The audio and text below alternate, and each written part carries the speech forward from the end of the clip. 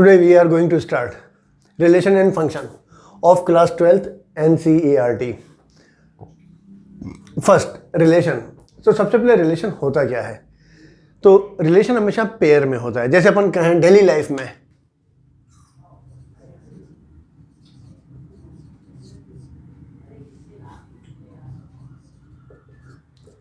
Relation क्या होता है? जैसे टीचर स्टूडेंट,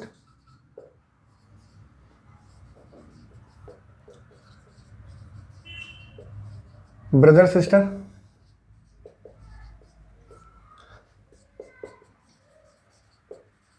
फादर सन. तो ये रिलेशन हो गए. ऐसे मैथमेटिक्स में तो ये भी क्या है, पेयर में है. तो रिलेशन अभी अपन ने क्या कहता है, रिलेशन हमेशा क्या होते हैं, पेयर में होते हैं. कि ऐसे टीचर स्टूडेंट के बीच में क्या रिलेशन है, ब्रदर सिस्टर के बीच में, फादर सन. तो रिलेशन हो गए. जैसे अगर अपन ये कहें मैथमेटिक्स में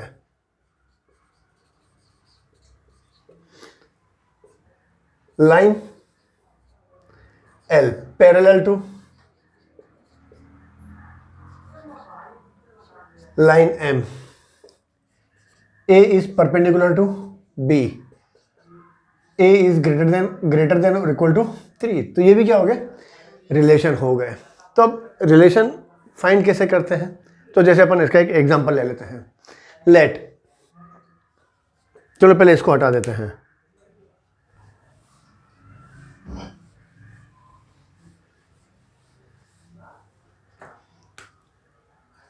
late A equal to 1 2 3. A में 3 एलिमेंट है, तो ए क्रॉस ए वो हो जाएगा 1 1 1 2 1 3, 2 1 2 2 2 3, 3 1 3 2 3 3. ये अपने पास रिलेशन हो गए. अब एक रो से इसको कहते हैं अपन कार्टेशियन प्रोडक्ट कहते हैं.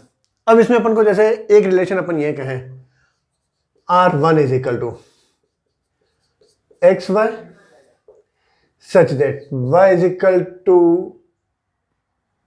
यहाँ y is equal to x plus 1 where x belongs to a and y belongs to a. तो इसका मतलब y क्या है, is equal to x plus 1. अगर x की वैल्यू अपन 1 रखते हैं तो 1 plus 1 y is equal to कितना हो जाएगा, 2. x इज इक्वल टू 2 रखें अपन तो y is equal to 3. x is equal to 3 रखेंगे अपन, क्योंकि रखना किस में से, अपन को a में से रखना है. x इज इक्वल टू 3 रखेंगे तो कितना हो जाएगा, 3 plus 1 4, y is equal to 4. पर y भी क्या है, a का एक एलिमेंट है, तो 4 यहां पर नहीं है. तो इसका रिलेशन कितना हो गया अपने पास, ये वाला हो गया. अब जैसे इसमें ये कहें R2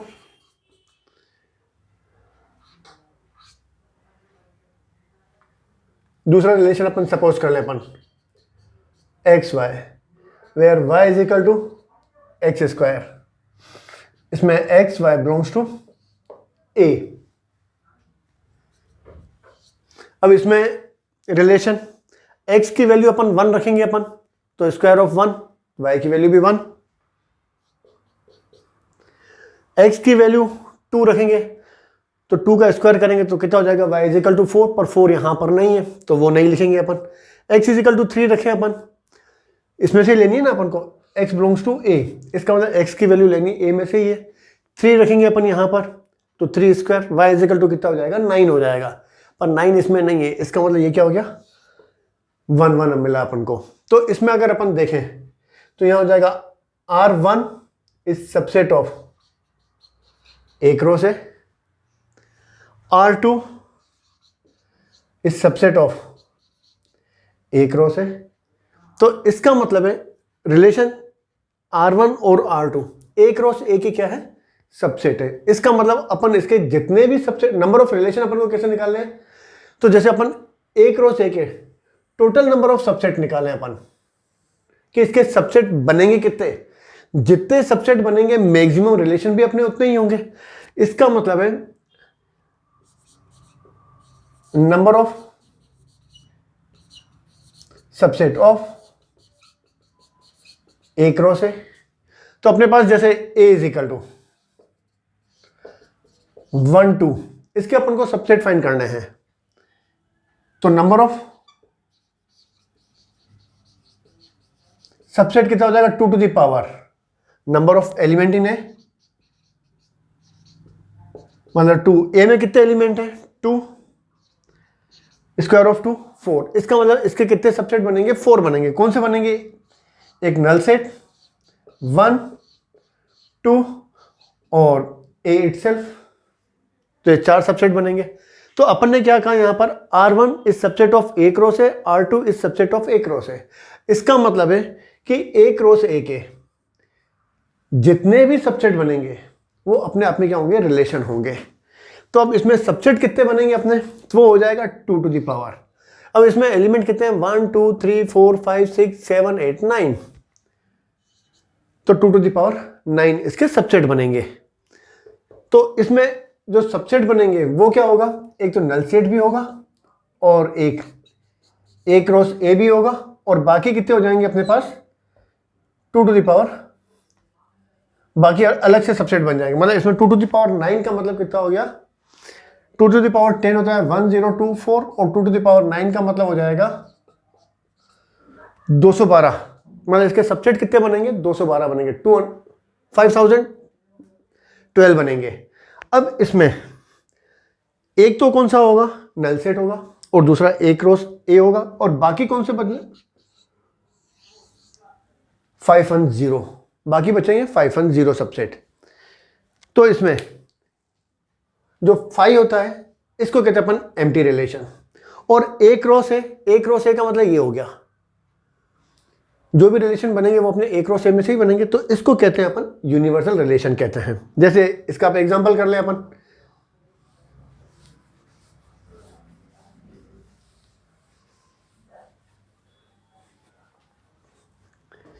जैसे अपन को रिलेशन दे रखा है R is equal to x y such that y is equal to या x प्लस वाई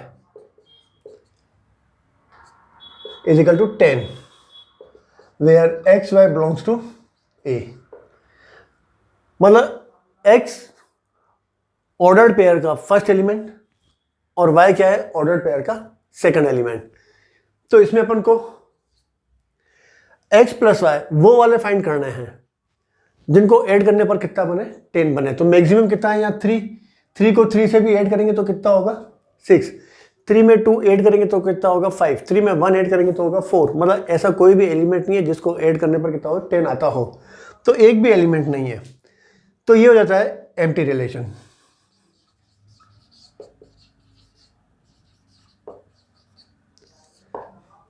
इसको क्या कहते हैं अपन?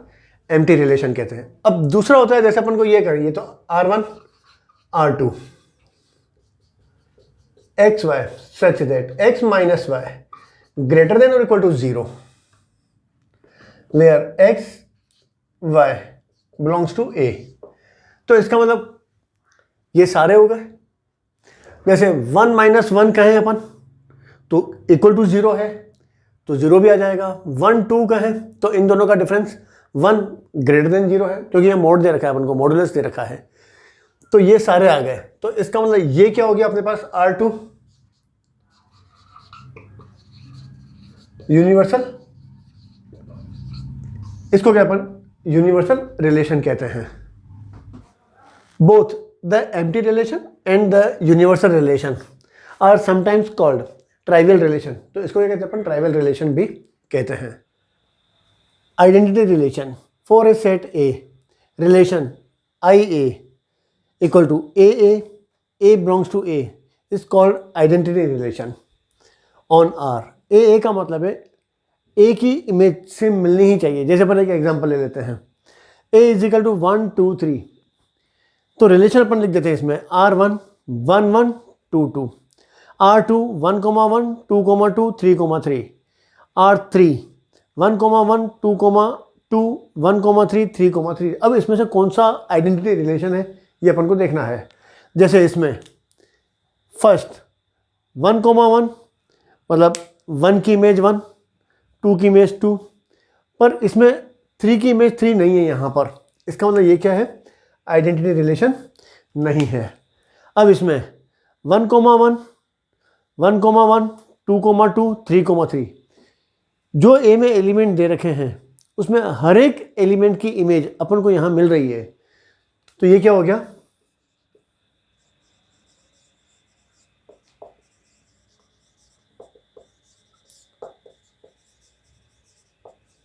तो ये हो गया आइडेंटिटी रिलेशन हो गया। अब इसमें 1,1 2,2 1,3 3,3 पर इसमें 1,3 ज़्यादा दे रखा है। तो इसका मतलब ये क्या हो गया, आइडेंटिटी रिलेशन नहीं हुआ। तो इसका मतलब आइडेंटिटी रिलेशन में ए में जितने एलिमेंट हैं उन सब की उतने ही और उतनों की ही अपन को इमेज मिलनी चाहिए, मतलब ना कम ना ज़्यादा। मतलब यहाँ पर 1 3 ज़्यादा हो गया तो क्या हो गया, आइडेंटिटी रिलेशन नहीं हुआ। और यहाँ पर 3 3 नहीं है तो ये आइडेंटिटी रिलेशन नहीं हुआ। जैसे अपन ये कहें एक example, A is equal to, चलो 1 2, तो रिलेशन 1,1 2,2 और दूसरा रिलेशन ले लें अपन R2 1,1 2,2 और 1,2। अब इसमें ए में कितने एलिमेंट हैं, 2, तो इसमें 1 1 2 2, तो ये अपना क्या हो गया, आइडेंटिटी रिलेशन हो गया। अब इसमें 1 1 2 2 पर ये एक्स्ट्रा ज़्यादा हो गया, इसका मतलब ये अपना आइडेंटिटी रिलेशन नहीं हुआ। नेक्स्ट है reflexive relation for set A. R is reflexive if A belongs to R for all A belongs to A. अब जैसे इसका एग्जांपल ले लेते हैं, जैसे ए में एलिमेंट कौन से हैं, 1 2 3। अब R1 रिलेशन अपन लिख देते हैं 1 1 2,2 3,3 1,3 2,1। R2 1,1 3,3 2,1 3,2 और R3 1,1 2,2 3,3। अब देखते हैं इसमें आइडेंटिटी और रिफ्लेक्सिव। जैसे फर्स्ट इसमें 1 1 2 2 3 3, मतलब ए में जितने एलिमेंट हैं उन तीनों के तीनों हैं अपने पास 1 1 2 2 3 3, पर इसमें एक्स्ट्रा एलिमेंट भी आ गए। इसका मतलब है ये आइडेंटिटी रिलेशन नहीं हुआ। अब रिफ्लेक्सिव में भी ए बिलोंग्स टू आर, पर इसमें क्या है 1 3 2 1, इससे कोई फर्क नहीं पड़ता ज़्यादा हो या कम हो। आइडेंटिटी में क्या होता है कि जितने 1 2 3 हैं तो 3 ही अपने पास ऑर्डर्ड पेयर बनेंगे, पर रिफ्लेक्सिव में क्या है ज़्यादा एलिमेंट हों अपने पास, ऑर्डर्ड पेयर हों, तो उनसे कोई फ़र्क नहीं पड़ता, पर जितने दे रखे हैं वो सारे के सारे तो होने ही चाहिए। मतलब इसमें 1 2 और 1 3 2 1 है, पर क्या है 1,1 2,2 3,3 है, तो ये क्या हो गया, रिफ्लेक्सिव हो गया। अब इसमें 1,1 3,3 2,1 3,2, तो नेचुरली आइडेंटिटी एलिमेंट के 2,2 तो नहीं है इसमें, तो आइडेंटिटी तो नहीं हुआ। और रिफ्लेक्सिव में भी क्या है 2,2 नहीं है, तो ये क्या हुआ, रिफ्लेक्सिव भी नहीं हुआ, क्योंकि अपन को दे रखा है for all A belongs to R. अब इसमें 1,1 2,2 3,3, तो इसका मतलब ये आइडेंटिटी भी हो गया, क्योंकि ए में कितने हैं 1 2 3 और तीनों ही अपने ऑर्डर पेयर बन रहे हैं, और तीनों की में क्या है इमेज जो है वो पहले वाले कंपोनेंट के बराबर है, तो ये आइडेंटिटी हो गया और रिफ्लेक्सिव भी हो गया। तो मेरे ख्याल से आपको समझ में आ गया होगा कि रिफ्लेक्सिव रिलेशन और आइडेंटिटी में फ़र्क क्या है। Next symmetric relation for set A B belongs to R, तो B A belongs to R हो, तो for all A B belongs to R, तो उसको कहते हैं अपन सिमेट्रिक रिलेशन। जैसे अपन इसको लिखें ए बी को कैसे लिखते हैं, ए रिलेटेड टू बी, तो बी रिलेटेड टू ए हो, तो अपन कहेंगे वो सिमेट्रिक रिलेशन है। जैसे इसमें सेट ले लें अपन, इसमें एलिमेंट ले लें अपन ए बी 1 2 3, मतलब ए में कौन से एलिमेंट है, 3 एलिमेंट हैं 1 2 3। अब रिलेशन अपन लिख देते हैं यहाँ पर 2 2 1 4 4 4 1 3 3 1। अब इसमें अब दे क्या रखा है अपन को, a बी अगर आर में है तो उसका उल्टा लिखें अपन, b ए भी आर में होना चाहिए। तो जैसे इसमें 2 2 अगर उल्टा लिखें तो भी 2 2 ही होगा, तो ये R1 में है। 1 4 तो 4 1 नहीं है इसमें, इसका मतलब ये सिमेट्रिक नहीं है। आइडेंटिटी का मतलब क्या, न कम न ज़्यादा। ए में कितने एलिमेंट हैं, 1 2 3, तो 1 1 2 2 3 3 इसमें होने चाहिए। 2 2 है, 1 1 भी नहीं है, 3 3 भी नहीं है, इसका मतलब आइडेंटिटी भी नहीं है। रिफ्लेक्सिव भी नहीं होगा क्योंकि 2 2 3 3 भी नहीं है, 1 1 भी नहीं है, ये भी नहीं होगा। अब इसमें 1 1 2 2 4 4 3 1, तो आइडेंटिटी में सॉरी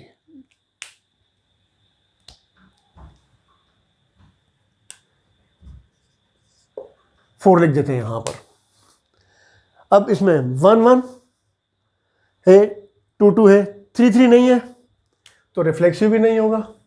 और आइडेंटिटी में जितने 1 2 3 4 तो चारों के ही अपन को ऑर्डर्ड पेयर बनने चाहिए, पर इसमें क्या है 3 1 ज़्यादा आ गया, तो अपना ज़्यादा आइडेंटिटी में न कम न ज़्यादा, इसमें ज़्यादा हो गया, तो इसका मतलब ये भी आइडेंटिटी रिलेशन नहीं हुआ। अब सिमेट्रिक के लिए, सिमेट्रिक का मतलब था ए भी अगर है तो बी ए भी आर में होना चाहिए, तो 1 1 का उल्टा 1 1 है, 2 2 उल्टा लिखें 2 2 ये भी ओके, 4 4 उल्टा लिखें 4 4 वो भी ओके। यहाँ 3 1 है पर 1 3 नहीं है इसमें, तो इसका मतलब ये क्या हो गया, सिमेट्रिक भी नहीं हुआ। तो फिर इसमें देखें अपन 2 2 1 4, तो नहीं, सिमेट्रिक नहीं है ये। अब इसमें 1 3 इसका उल्टा करें 3 1, 2 2 का उल्टा करें 2 2 वो इसमें है, 3 3 का उल्टा करें 3 3 वो इसमें है, 1 1 का उल्टा करें 1 1 वो है, तो इसका मतलब ये क्या हो गया, सिमेट्रिक हो गया।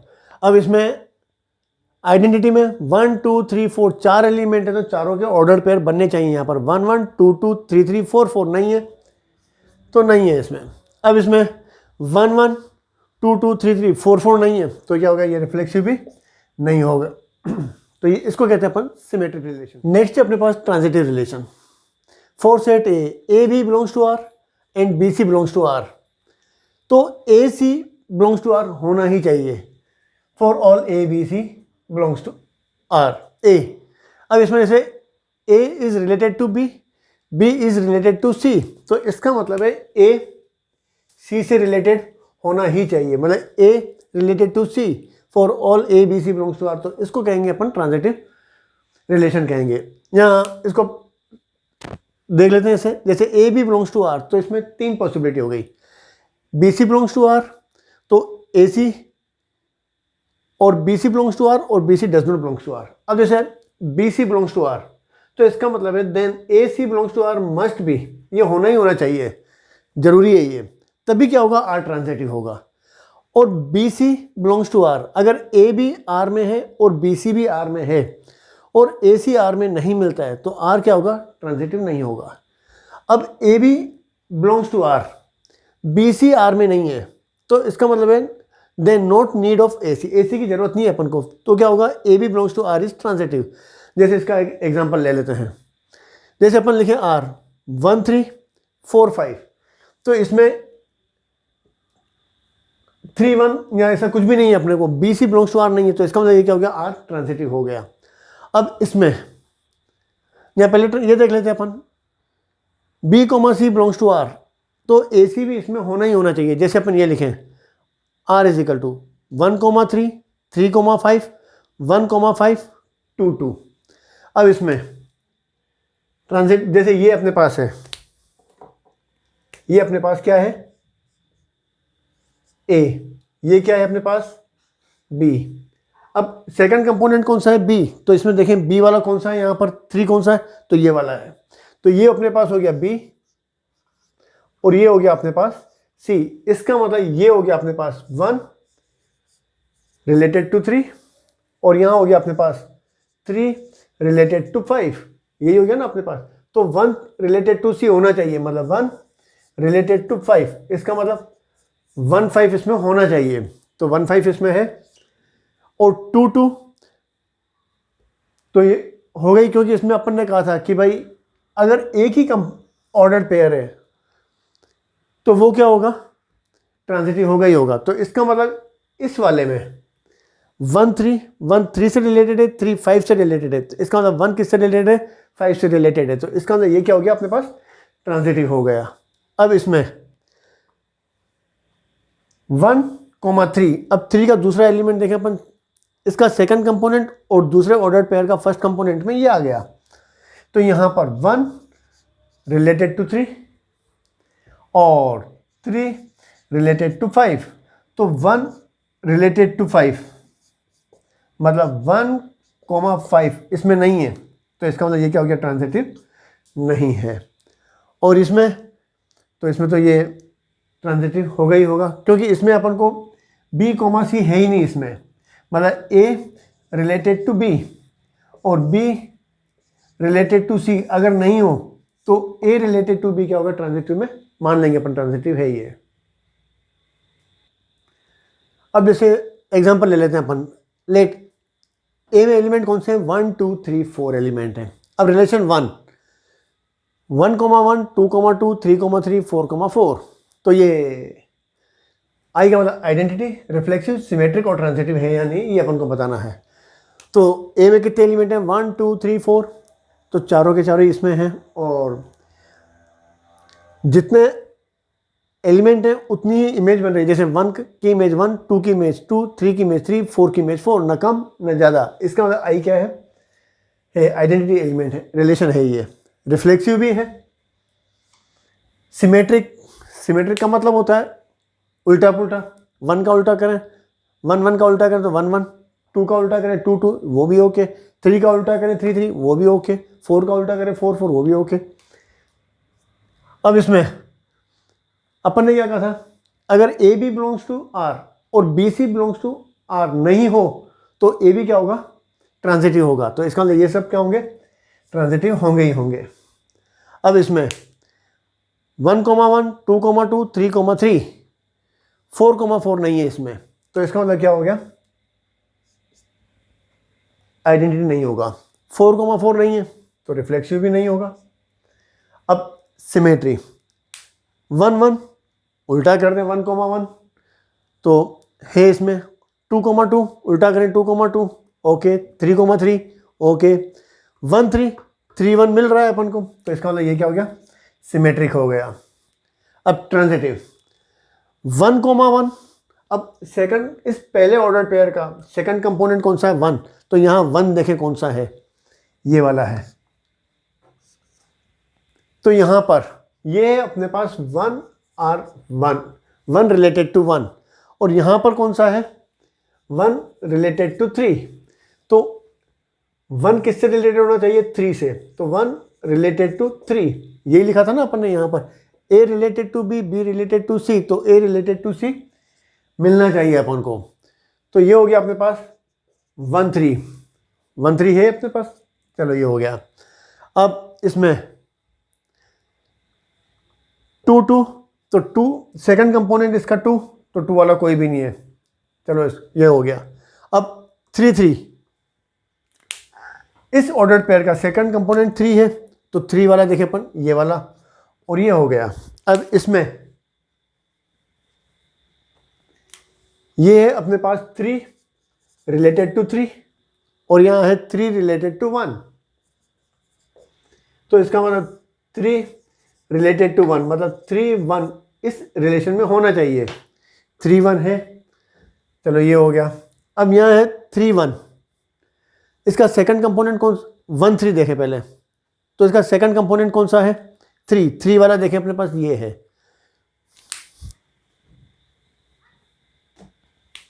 अब इसको देखते हैं अपन, ये अपने पास 1 रिलेटेड टू 3, अब सेकंड कंपोनेंट इसका 3 है, तो 3 में ये 2 हैं अपने पास, एक ही अपने पास 3 रिलेटेड टू 3 और दूसरा है अपने पास 3 रिलेटेड टू 1। अपना क्या था 1 रिलेटेड टू 3, 3 रिलेटेड टू 3, तो 1 रिलेटेड टू 3 होना चाहिए। 1 3 है और 1 रिलेटेड टू 3, 3 रिलेटेड टू 1, तो 1 रिलेटेड टू 1 होना चाहिए, मतलब 1 1 होना चाहिए, वो भी है। इसका मतलब ये क्या हो गया, ट्रांजिटिव हो गया। अब R3 में 1 1 2 2 3 3 4 4, मतलब ये क्या है, पर इसमें एक्स्ट्रा एलिमेंट भी दे रखे हैं, एक्स्ट्रा ऑर्डर्ड पेयर भी हैं। आइडेंटिटी का मतलब कितना होता है, ए में 1 2 3 4 4 एलिमेंट हैं, तो 4 ही ऑर्डर्ड पेयर बनने चाहिए। इसमें ज़्यादा है, इसका मतलब ये क्या हो गया, आइडेंटिटी तो नहीं है। अब रिफ्लेक्सिव है, क्योंकि रिफ्लेक्सिव में ज़्यादा हो उससे कोई मतलब नहीं है। सिमेट्रिक 1 1, इसका मतलब है इस ऑर्डर्ड पेयर का सेकंड एलिमेंट कौन सा है, 1 1 में देखें यहाँ पर कौन सा है, ये वाला है। अब पहले इन दोनों को देखें, ये है अपने पास 1 R1 और यहाँ कितना हो गया अपने पास 1 रिलेटेड टू 3, तो 1 रिलेटेड टू 3 मिलना चाहिए अपन को। 1 रिलेटेड टू 3 का मतलब 1 3, चलो 1 3 है, चलो ये हो गया अपने पास। अब सेकंड देखें अपन 2 2, सेकंड कंपोनेंट इसका 2 है, तो 2 यहाँ कोई भी नहीं है। 3 3, अब 3 3 में एक ये है और एक ये है, ये अपने पास है 3 रिलेटेड टू 3 और यहाँ है 3 रिलेटेड टू 1, तो इसका मतलब ये मिलना चाहिए अपन को 3 related to 1, A related to B, B related to C, तो ए रिलेटेड टू सी मिलना चाहिए, मतलब अपन को मिलना चाहिए 3 1, चलो 3 1, सॉरी इसमें 3 1 है। अब 4 4, चलो ये हो गया। अब 1 3, तो 3 वाला ये। अब 1 3 में देखें अपन 1 रिलेटेड टू 3 और यहाँ है 3 रिलेटेड टू 1, तो 1 रिलेटेड टू 1, मतलब 1 1 1 1 इसमें है, इसका मतलब ये क्या हो गया, ट्रांजिटिव भी हो गया और सिमेट्रिक रह गया अपना, है ना। चलो अब सिमेट्रिक की बात देखें अपन। 1 1 उल्टा करेंगे तो भी 1 1 ओके, 2 2 ओके, 3 3 ओके, 4 4 ओके। यहाँ है 1 3 3 1 मिल रहा है, तो ये क्या हो गया अपने पास, सिमेट्रिक भी हो गया। अब इसमें नेचुरली आइडेंटिटी भी नहीं है, रिफ्लेक्सिव भी नहीं है, 1 3 3 1 नहीं है, तो सिमेट्रिक भी नहीं हुआ और ट्रांजिटिव तो हो गया। तो अभी आपको समझ में आ गया होगा कि भाई ट्रांजिटिव, सिमेट्रिक, रिफ्लेक्सिव रिलेशन क्या होते हैं। नेक्स्ट अपने पास इक्विवेलेंट रिलेशन। इक्विवेलेंट रिलेशन का मतलब है अगर कोई भी रिलेशन रिफ्लेक्सिव, सिमेट्रिक और ट्रांजिटिव तीनों हो तो अपन कहते हैं ये इक्विवेलेंट रिलेशन है। अब इसमें नेक्स्ट है अपने पास इक्विवेलेंट क्लास। अब let R be an equivalent relation on A, then equivalent class of A belongs to A. लिखते कैसे अपन, बॉक्स ब्रैकेट ए में लिखते हैं या square bracket A is equal to x such that x belongs to A, x R A. इसका मतलब ए जो है अपने को सेकंड कंपोनेंट होता है इसमें। जैसे अपन ये एग्जांपल ले लें, अपन A is equal to 1 2 3 4 5, relation अपन को दे रखा है R is equal to x y, x minus y is even number where x y belongs to A. अब ये हो जाएगा अपने पास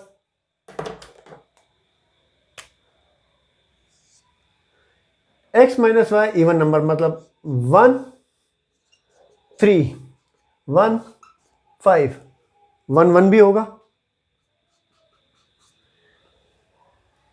बस यही होंगे 2 2 2 4, मतलब डिफरेंस होना चाहिए वो इवन नंबर होना चाहिए। अब 3 में 3 3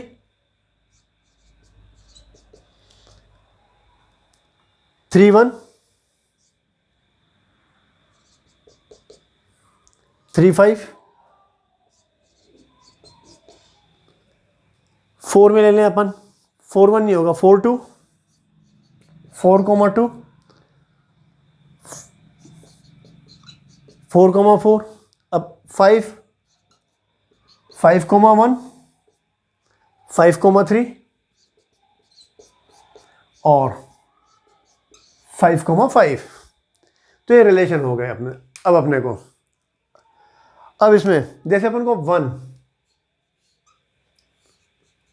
1 का इक्विवेलेंट क्लास देखना है, तो अपने पास यहाँ क्या था, जो रिलेशन था उसमें ए क्या था, अपने पास सेकंड कंपोनेंट था। तो इसमें 1 का इक्विवेलेंट क्लास देखना है, तो 1 सेकंड कंपोनेंट किस किस में है, एक इसमें है और इसमें है और इसमें है। तो ये हो गया अपने पास 1, मतलब फर्स्ट कंपोनेंट लिखना है अपन को। यहाँ हो जाएगा 3 और यहाँ हो जाएगा 5। अब जैसे अपन ले लें 2 इक्विवेलेंट क्लास 2। अब सेकंड कंपोनेंट देखें 2 कहां पर है, ये वाला। तो ये हो गया 2 और यहां हो गया 4 और कोई भी नहीं है। फिर 3, अब इसमें सेकंड कंपोनेंट 3, तो इसका हो गया 1 3 और सेकंड कंपोनेंट 3 का 5। ऐसे ही 4, वो हो जाएगा अपने पास सेकंड कंपोनेंट 4 का कौन सा हो गया, 2 4, फिर 5,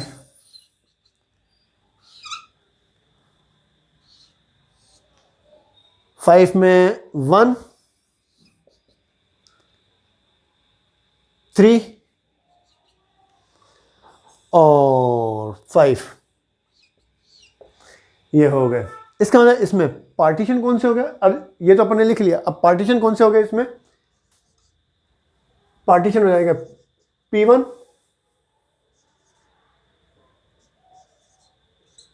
P2, दो ही हुए ना, 1 3 5 पार्टीशन हो गया इसमें, 1 3 5।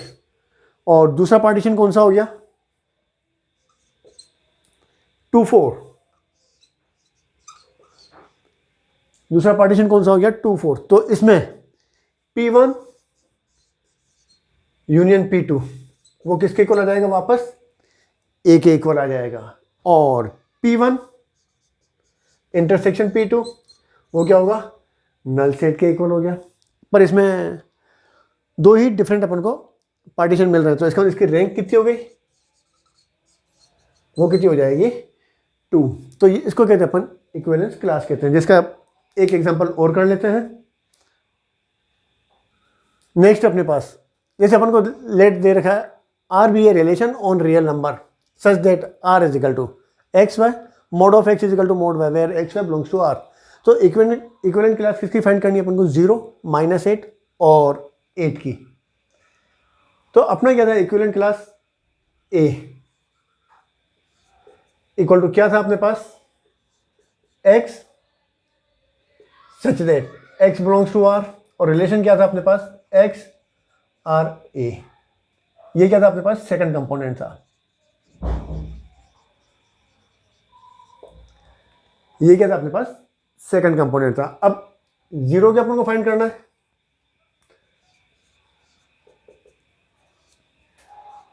x, यहां हो जाएगा x 0 हो जाएगा।